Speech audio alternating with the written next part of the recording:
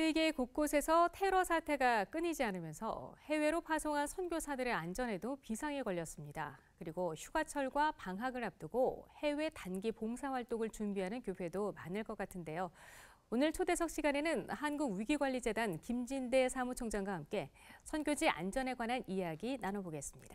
사무총장님 어서 오십시오. 네, 안녕하세요. 안녕하세요. 네. 먼저 한국위기관리재단이 어떤 일을 하는 곳인지 소개 먼저 해주시겠어요? 네. 2007년 아프간 피랍 사건이 일어났었잖아요. 그 당시에 정부뿐만 아니라 한국 교계, 선교계, NGO, 일반 국민들에게도 엄청난 충격을 끼쳤죠. 그랬죠. 그걸로 말미암아서 이제 한국에서 선교사 위기 관리를 어떻게 해야 될 것인가가 이제 제기되었고, 정부의 지원과 한국 세계 선교 협의회가 이제 협력을 하다가 2010년도 12월달에 저희들 재단에 출범하게 되었죠. 그래서 어차피 해외에 나가야 살 수 있는 우리 국민, 우리 한국의 어떤 그 사명이라든가 어떤 한국인들의 활동을 비추봤을 때 이 부분이 선결 과제로 해결되지 않으면 어렵죠. 네, 그래서 저희들이 이 일들을 위해서 재단이 설립되었고 지금까지 그런 활동들을 해오게 되었습니다. 네, 그러니까 꼭 선교사 안전뿐만이 아니라 해외로 나가는 모든 국민에 대한 안전을 그렇죠. 종합해서 관리를 하신다는 거죠? 뭐 성지순례단이라든가 교회의 단기 봉사활동 팀들 그리고 일반 여행객들, 출장자들. 이제 활동 영역이 넓어지면 그런 것까지도 커버해야 되겠죠. 예. 2007년에는 아프간 피랍 사건이 있었고요. 2014년도에는 이집트 폭탄 테러 사건이 있었는데요. 그렇죠. 이런 사건들을 계기로 그 선교단체들의 위기관리 의식도 좀 높아지지 않았을까 싶은데요. 실태는 어떻습니까? 선교단체의 그 선교 위기관리 현황 조사를 하고 있는데 104개 선교단체를 대상으로 조사를 했는데 그중에 34개 단체가 피드백을 주었죠. 그런데 대충 이렇게 보면 아직도 여전히 열악에서 제대로 갖추지 못한 단체가 있는가 하면 또 어느 정도 상당히 수준 있게 갖추는 그런 단체들도 있는 걸 보았을 때 그동안 많은 발전이 있어 왔지만 앞으로도 더 많은 분발이 요구되지 않나 그렇게 생각하고 있습니다. 네. 그리고 또 선교사들이 파송돼 있는 그 해외 현지를 다니면서도 위기관리 교육을 하신다고 들었어요. 네. 어떻게 교육하시나요? 왜 위기 관리를 해야 되는 건가? 위기 대처를 할 때 어떤 여러 가지 기술적인 방법들이 있잖아요. 그런 것들을 어떻게 해야 되는지, 실제로 또 국제단체들은 어떻게 그런 위기 관리를 시스템을 구축하고 사례들이 있는지, 또 저희들은 공간에서 경찰 담당 영사라든가 이런 분들을 불러서 공간에서는 이런 일들을 어떻게 하고 있는지, 그래서 강의와 워크숍과 시뮬레이션과 여러 가지를 해서 3박 4일 동안 그렇게 하고 있습니다. 반응들이 상당히 좋죠. 네, 꽤 유익한 시간일 것 같아요. 그렇죠. 모든 선교사들이 그런 교육들을 다 받았으면 좋겠는데 여러 가지 아직 재정이라든가 인력의 현황으로 봤을 때 그건 요원하고 받은 분들이 각각 국가에 돌아가서 본인들의 사역 국가에 돌아가서 사역자 협의회를 통해서 시스템을 구축한다든지 이럴 때는 저희들 재단이 또 컨설팅도 하고 여러 가지 자료를 공유하고 있는 그런 상황입니다. 네. 자, 이번에는 단기 봉사활동 얘기를 나눠보겠습니다.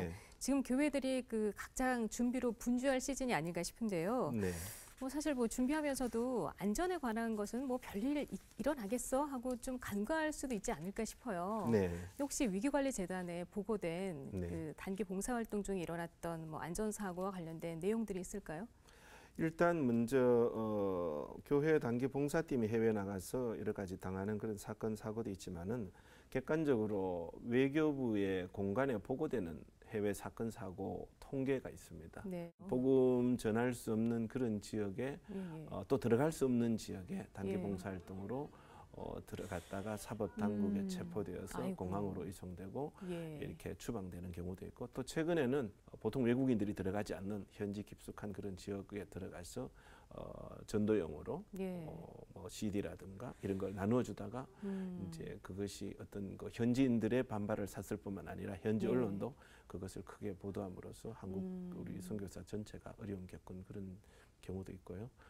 또 들어가지 말라는 지역, 난민 캠프라든지 이런 데 들어갔다가 또 약간씩 어떤 문제들이, 물론 복음을 전하는데 그런 따르는 핍박과 어려움들이 있겠지만은 단기 봉사팀들이 특별히 나가서 그렇게까지 복음을 전하려고 무리하게 할 필요는 있는가 이런 생각들을 하게 됩니다.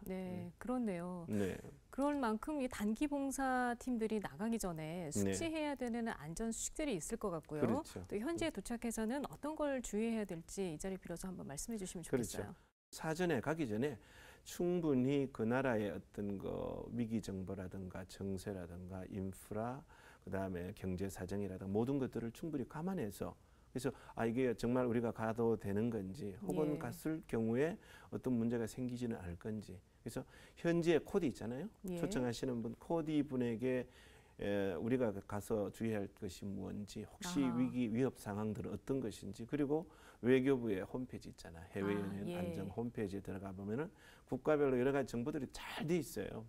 그래서 충분히 그런 것들을 감안해서 사전에 대비하는 것이 중요하고, 또 이제 현장에 나간 경우에는 사실 문제가 발생 안 하면 가장 좋지만, 문제가 발생했을 경우에 어떻게 대처할 것인지 비상 연락망을 구비한다든지, 그렇겠네요. 항상 주기적으로 연락을 한다든지, 뭐 나머지 위기 관리 팀을 어떻게 꾸리고 어떻게 대처할 것인지, 국내와에 어떻게 연락할 것인지, 이런 것들을 준비를 충분한 대처를 해서 나가면은 좋을 것 같고요. 그다음에 이제 어떻게 보면은 저희들 재단 같은 경우에는 이제 그 일을 위해서 생겨난 재단이니까 사실 빨리 가르쳐주면 줄수록 훨씬 더 협조할 수 있는 그런 여지가 많은 거죠.